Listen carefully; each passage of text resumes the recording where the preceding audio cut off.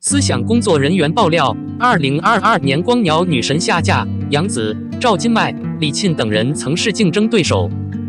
2022年光鸟电视公益庆典即将举行。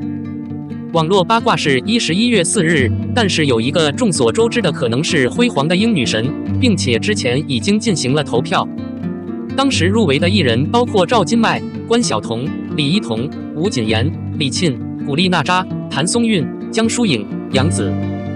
根据以往的节目，芒果台播出的电视剧中很有可能会出现这位辉煌的英神，所以大家猜测今年会选杨紫。因为上一场政治比赛是迪丽热巴，但结果很糟糕，又被称为水皇，引发热议。杨紫不可能参与其中。截至目前 ，IP 地址显示在广州。她参演了贾玲协力主演的电影《火辣辣》，以女神的身份参加电视剧，要英盛典是不可想象的。说实话，辉煌的猎鹰女神只是庆典的形象，并没有任何意义。显然，大家可能会觉得主要的知名艺人可以是女神，但事实并非如此。也有人推测，损女神的可能性是赵今麦，同样推测她是主动去试衣的。以她为主角的《少年派2》在芒果台播出，2022年她可能会演艳鸟女神，但李沁的身份随后被爆红。所以没有权威肯定，大家都在猜测。赵今麦现在可能在贵州拍戏，不可能以女神的身份去参加炫鸟庆典。李沁还被称为光鸟女神。说实话，她出演的电视剧并没有在芒果台播出，而她的 IP 地址显示在北京。之后就传出万茜可能是光辉笋的女神。事实上，万茜已经结婚了，又是孩子的母亲，所以她不可能是女神。万茜工作室也否认了这个说法，认为是假的。首映庆典马上就要开启了，似乎有工作人员发现了辉鹰女神的任务被放弃了。据说光鸟女神衫是嘉实制作的，但女神掉了，不能选艺人当光鹰女神。这项任务同样经过大量审查。记得前美乐在任的时候，还因为身材被人议论。能穿上绚丽笋女神衫的艺人家喻户晓，但除了身材异常标准，其他任何方式都无法忍受一般社会。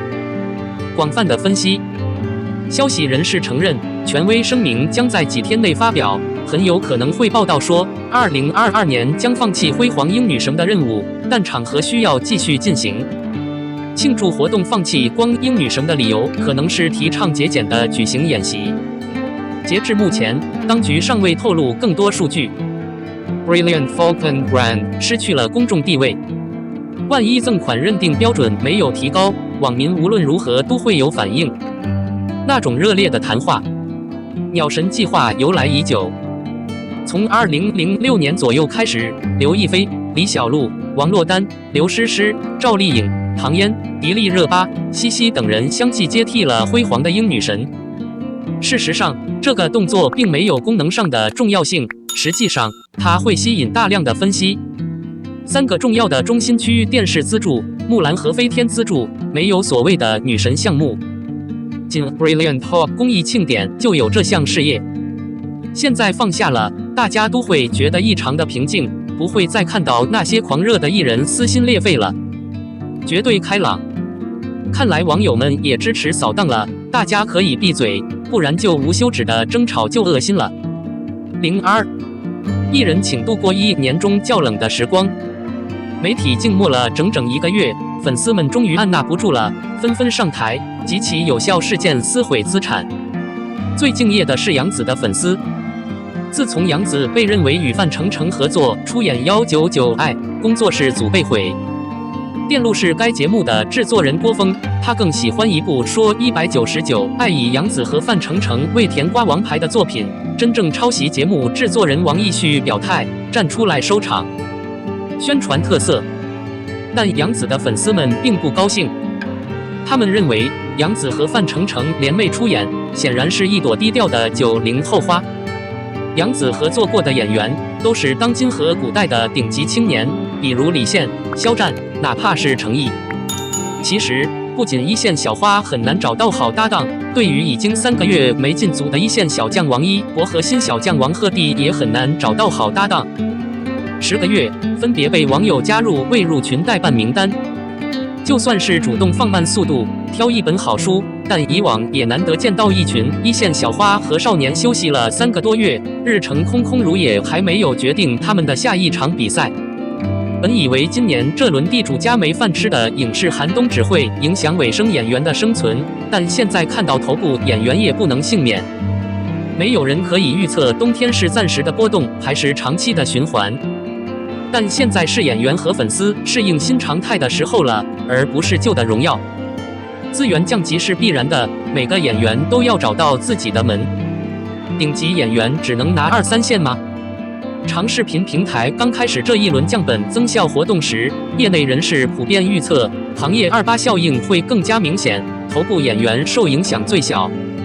甚至有人说，头条项目可能是头条演员的混合体。我们几乎不知道情况并非如此，这大概与2个因素有关：平台策略的变化和演员自身的职业规划和选择。当年烧钱的年代，虽然大大小小的制作公司逐渐成为平台的打工仔，但顶级演员，也就是有流量、能扛剧的一线演员，还是有很多话。毕竟，如果谈判一个头条新闻，一个原本是 A 级项目的项目将被平台升级为 S 级，因此给予该项目的预算变得更大。但这不是现在平台项目的逻辑。无论您与哪个演员谈判，给予头条新闻的预算都是固定的。因此，一个头条新闻项目不太可能有2个头条演员。即使头条新闻的薪水被限制在2500万美元以下，同时聘请2名顶级演员，仍然会给制作预算带来压力。毕竟，超过1亿美元的预算现在被认为是一个大项目，有2个顶级演员，这几乎是一半的钱。而平台也越来越倾向于推自己的签约合作的艺人，形成了新旧结合的头条剧模式，头条加自己的低级艺人。腾讯视频的杨和赵露思在世世界中，现在 IPA 的刘诗诗和刘宇宁在关山记忆中大概就是这样。这不仅可以平衡头条剧的预算，而且一旦剧火，平台也可以在自家艺人晋级后，从艺人的商业份额中分一杯羹，这也是平台的一种策略，以应对投资收益的减少。很多广告主现在更愿意签约有待定大剧的小花、小财的广告，但不愿提前压住剧集本身的广告。这样一来，如果这部剧不火，艺人的商业合同就会到期，不再续约。剧热的时候，也可以变相蹭剧。毕竟粉丝的关注点和消费还是在个人身上，而剧集的火爆程度太不可预测了。现在唯一能负担得起2个头条的人是不缺钱的制作公司。他们制作自己的版权剧，自己支付项目费用，拥有话语权，然后谈判各个平台和电视台的权利。一家这样的公司是 Stellar Gravity， 目前备受关注。狐妖小红后月红篇聘请了杨幂、龚俊，传闻狐妖小红后竹叶篇请来了刘诗诗、陈晓。所以男主如果不想骑在受虐的咖喱奶新人身上，就只能看有钱的制作公司的项目了。当然，头部演员集体空缺3个多月，还有一个重要的主观原因：大花小学生的职业规划已经改变。90花杨紫和蒂莉热巴都已经30岁了。传闻蒂莉热巴不想再接古偶了，拍完检察官题材的职业剧《公诉精英》后，放手嘉兴古装傀儡娇藏，透出明显的过度寓意。而王一博和刘昊然则暂时空缺，大概是想和影视圈混。现在整个电影行业几乎停滞不前，太多的大项目压在大公司手里，要等市场能批准合排期，才能把钱还回来开拍。论项目，外服演员，无论是配角还是微短剧。总而言之，虽然顶级演员的话语权不如从前，但也不乏角色。那些空缺的人要么处于转型期，要么有其他的抱负。真正受到打击的是流浪者。曾经占平台年产量2/3的外服剧，耗资1亿到1000万美元不等，不仅养活了一大批外服演员，还催生了一批黑马剧，带出了迅速登顶的年轻花朵和年轻学生。比如从琉璃中走出来的程毅和袁冰妍。近2年，平台裁减了大量外服剧，而这些外服演员正面临着少之又少的激烈竞争。程毅之所以能在腰线演员中脱颖而出，是因为在流离之后，自己的公司欢瑞给了他和杨紫一个沉香如粉的角色。养女袁冰妍只与欢瑞影视签订了转包合同，至今仍只能在《祝你好运》等小成本剧中崭露头角。演员要想上头条，就只能愿意当配角，这也导致如今的头条女配角竞争异常激烈。在袁冰妍因为税收问题被调换洪湖小红后月红篇角色后，传出朱旭丹、陈都灵、郭晓婷都在积极争取这个角色，最终去找了星引力自己的艺人郭晓婷。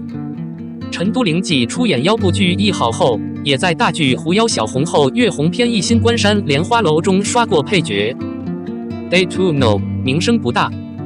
苏晓彤的腰部剧御用小使者小爆后，资源甚至没有得到任何提升。还好她没有固守甜蜜的爱情圈，转而出演3重犯罪剧《黑白密码》。公司还发现，当年活跃在甜美爱情剧第一线的陈月和邢菲，已经不像从前那么火爆了。陈月已经8个月没进片场了，而邢菲则在都市女性剧《淑女本色》中转型为万茜和刘敏涛的女配角。编剧肖宇告诉硬糖，这个行业曾经充满了甜言蜜语剧项目，几乎所有新人入行时都在写甜言蜜语剧。现在项目少了，能拍的基本都是写实情节剧，比如他在拍的警匪剧。年轻的流浪演员大多出身于甜蜜的爱情剧，很难给他们情节剧，反而会选择演技派的老演员。如果他们想扮演他们中的大多数人将不得不扮演配角。当然，另一种选择是放下挑战，进入微短剧。昔日甜剧的用人力量、选角爱情鸟，如今纷纷进军微短剧市场。比如在 TH19 出道的孔雪儿，在 UNINE 出道的关丽，在硬糖少女303出道的王艺瑾、刘醉宁等等。凭借综艺热度一举登顶的孟子怡，在一些小成本的外婆剧中饰演女主，也曾在暑期剧《沉香如》等大剧中担任多位女配角。Prom 和味觉的 West Out of J Gay， 但最终她又出演了微短剧《上元今夕》，男主是前 R1 色出道男星任和。那些没能到片场的人在做什么？鼎盛时期，横店一天有上百部作品，现在一天也只有20部左右，其中一半还是微短剧、短剧、网剧等。在这样的市场环境下，有道理大多数演员没有任何戏剧可以拍摄。在未进组的演员名单中，除去有钱有闲的3年未进组的鹿晗、吴俊彦以20个月未进组的记录位居第2。公司老板于正急忙回应入组失败，称吴某已经学了1年多的表演班，接过1部话剧。的确，这2年有很多影视演员继续演戏。之前的肖战、曲楚萧等演员在拍戏时都受到负面事件的影响，事业停滞不前。但在戏剧中表演充其量是一种等待时间并为自己赢得好名声的方式。对于明星的事业来说，多演戏不如多演综艺。吴亦凡参演了《乘风破浪》第3季，8个月未出演剧组的张天爱通过综艺保持了人气。没进组的演员几乎都去了综艺，比如乐华旗下艺人，3个月没进团的王一博，8个月没进团的程潇，5个月没进团的吴宣仪，都被安排去各种综艺刷脸了。6个月未入团的杨颖，也主要靠常驻综艺来维持人气。上半年杨幂不在组的时候，他就常驻在了《决战巅峰》《花与青春4》《密室大逃亡4》3档综艺节目中。对于没有角色可演的演员来说，综艺节目是一种非常划算的获得曝光的方式。每个月花1点时间录制，从录制路演到正式播出，最多可以有6个月的曝光和宣传，很少像剧集那样憋着。当然，也有连综艺资源都没有的流浪演员，比如张雨绮。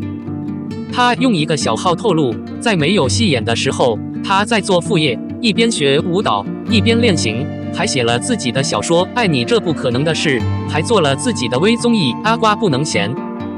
视频基本上是这些艺人活跃的地方，看起来和网红已经没有太大区别了。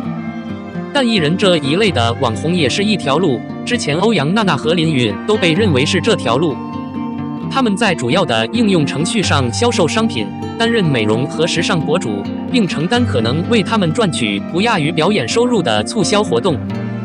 很明显，不管你有没有戏，长得好看的人最终都会找到从整个工作中赚钱的方法。但冬天的环境确实在重新洗牌演员行业。当拍摄变得不那么赚钱，或者当很多人不能再拍摄时，失业的演员大军正在被转移到其他领域或行业。下一季，我们不要拍演员在位，而要拍演员在就业。